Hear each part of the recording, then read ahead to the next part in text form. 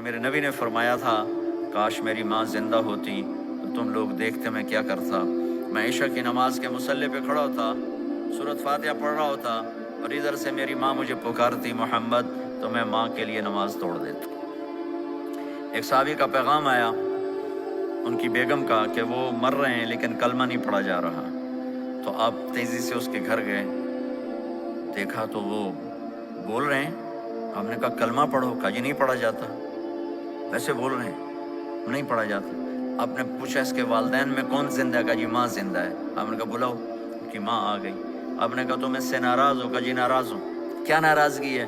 کہ یا رسول اللہ بدتمیزی سے بولتا تھا، بس اور کوئی ناراضگی نہیں، بہت نیک بچہ ہے، تہجد بھی پڑھتا ہے، روزے بھی رکھتا ہے، قرآن بھی پڑھتا ہے، مجھ سے بولتا ہے تو سخت ہو کے بولتا ہے، ریش ہو کے بولتا ہے۔ تو آپ نے کہا معاف کرتے ہو؟ کہا نہیں میں نہیں معاف کرتا۔ تو آپ نے فرمایا میں اسے آگ لگا دوں پھر سفارش کرو گے؟ کہا ہاں پھر تو کروں گی۔ کہا اگر تو نے معاف نہ کیا تو اللہ اسے جہنم میں ڈال دے گا۔ انہوں نے کہا نہیں میں معاف کرتی ہوں۔ جب ماں نے کہا میں معاف کرتی ہوں، آپ نے کہا کلمہ پڑھو، تو اس نے کہا لا الہ الا اللہ، اور اس کی جان نکل گئی۔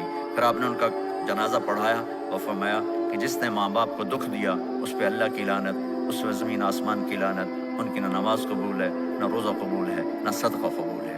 تو مجھے آپ اکثر نوجوان نظر آ رہے ہیں، آپ فیملیز والے ہیں، اپنے ماں باپ کو عزت دیں، اپنے ماں باپ کے پاؤں دھو کر پئیں، ان کی دعا لے لیں، وہ دعا آپ کو کہاں سے کہاں پہنچا دے گی۔ ماں باپ کی دعائیں وہ کام کرتی ہیں جو نہ امریکن ڈالر کرتا ہے، نہ کینیڈین ڈالر کرتا ہے، نہ برٹش پاؤنڈ کرتا ہے، نہ پاکستانی ہندوستانی روپیہ کرتا ہے۔